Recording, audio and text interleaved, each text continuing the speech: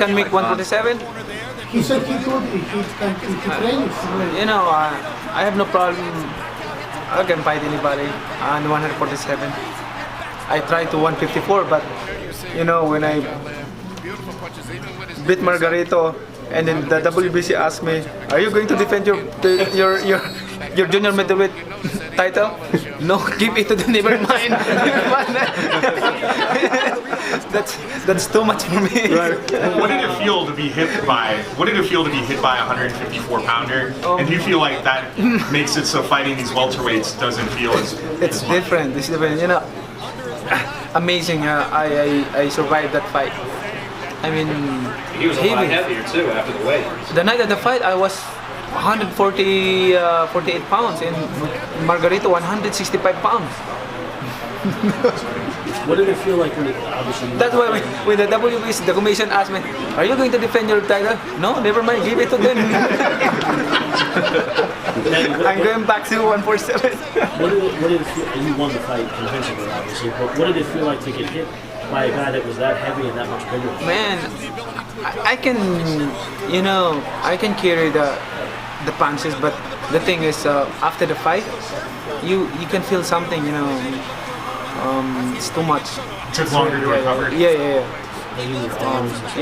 Because 147 is that's high for me. My natural weight is 140. Freddie always talks about that, how he wants to see you fight at 140. Have you ever really thought about doing that? Or if there's a lot of fighters that good in 140, then I'm go back to 140. Yeah. Because it's easy. You could make the weight without really even trying, couldn't you? At 140. I only have one fight in 140. That's Ricky Hatton. Yeah. You won the lineal title. Only one. Only one. Only one. And I'm lucky that.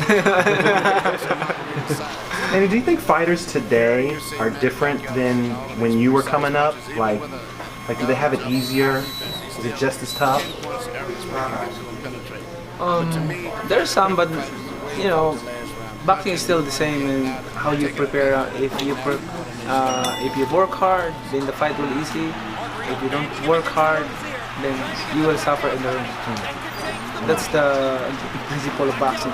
Do you feel like guys are more risk adverse these days? They kind of take the easier fights. I mean, you came to America as a late substitute to fight Laguaba on short notice. You remember that? Do you feel like that's something these guys aren't really willing to do at this level these days? Some of those, but not all of them. I mean, not all boxers. But for me, if I'm thinking about boxing, it's about how you prepare for the fight. Because for me, I don't consider myself as the best boxer or the best style in boxing, you know, in this sport. But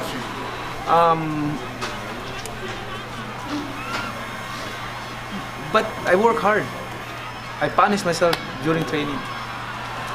Like, if my fight is 12 rounds, ask my coaches, I did every day like 28, 30 rounds or 33 rounds. Sometimes 30, before when I was young, 36 rounds every day. And fighting for 12 rounds. So the Barrera fight, the Barrera one, look at, I threw a lot of punches from first round to 11th round. I didn't feel tired. The same speed, the same combination, the same throwing punches.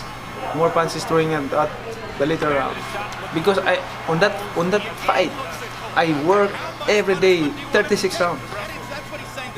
And the fight is 12 rounds, so it's easy.